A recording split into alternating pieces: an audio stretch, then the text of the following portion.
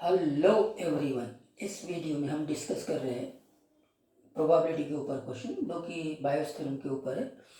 और वो क्वेश्चन ये है कि letter is known to have come from Tatanagar और कलकत्ता। टाटानगर और कलकत्ता दोनों पास पास में है, ठीक है। On the envelope two consecutive letters T A R visible. यानी एनवलप में क्या है कि सिर्फ टी ए विजिबल है। अब टी ए आप देखो, टी ए यहाँ कलकत्ता में भी है और टाटानगर में भी है। तो टी ए से ये तो आइडेंटिफाई हो जाएगा, या तो टाटानगर से आया या तो कलकत्ता से आया, ठीक है।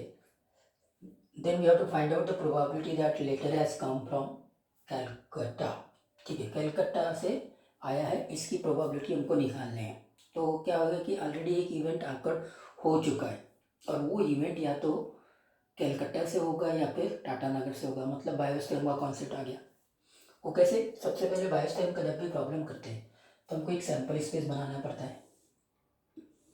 ये बन गया सैंपल स्पेस और इसमें पार्टीशन है, दो इवेंट है, एक E1 और एक E2, करेक्ट।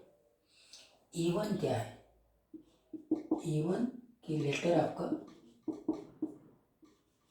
टाटानगर से आया है, ठीक।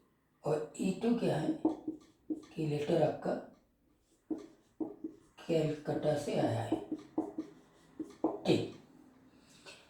उसके बाद में एक इवेंट ए है जो या तो E1 से आकर हुआ होगा या तो E2 से आकर हुआ होगा। दिस इज इवेंट ए, ठीक है। मतलब ए क्या है?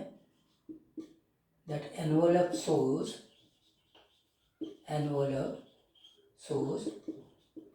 To consecutive letters T A, only two consecutive letters T A, ठीक है।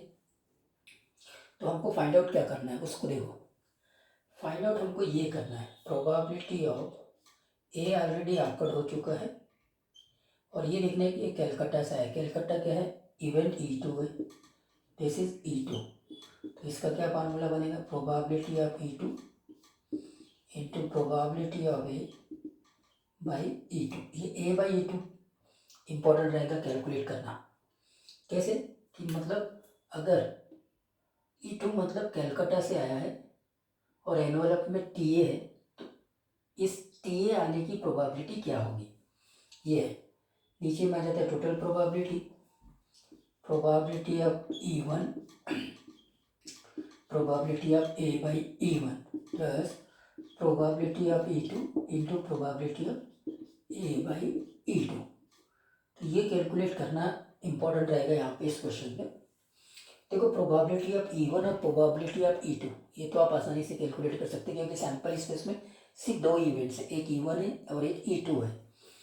तो प्रोबेबिलिटी ऑफ E1 या प्रोबेबिलिटी ऑफ E2 ये कितना होगा? ठीक है, ये बन जाएगा 1/2। प्रोबेबिलिटी ऑफ E1 ये भी 1/2, E2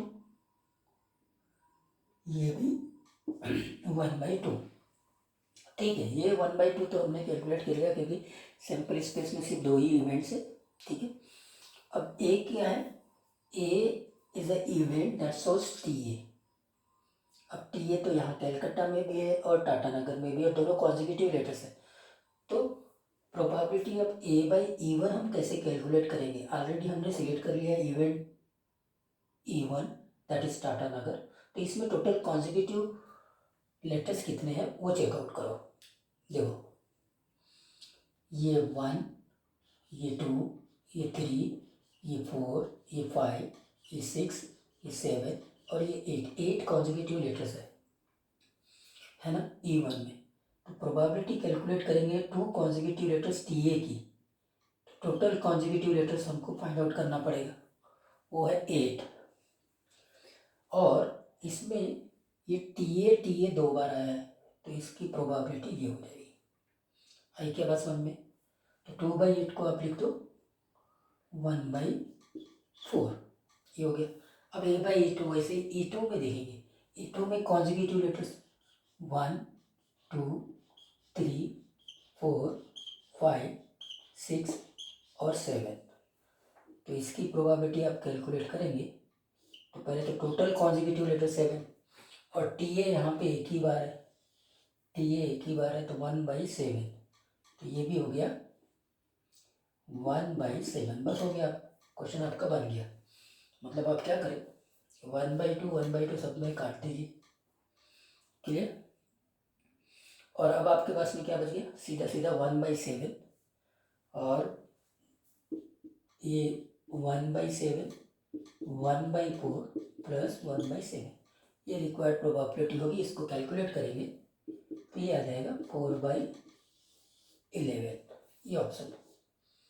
तो मेनली यहाँ पे आपको देखना क्या था, ये जो consecutive letters T A visible है तो प्रोबेबिलिटी ऑफ A/E1 और प्रोबेबिलिटी ऑफ A/E2 वो अगर आपको कैलकुलेट करते आ जाता है तो फिर ये क्वेश्चन बन गया। बायस थ्योरम तो आपको पता ही होना चाहिए।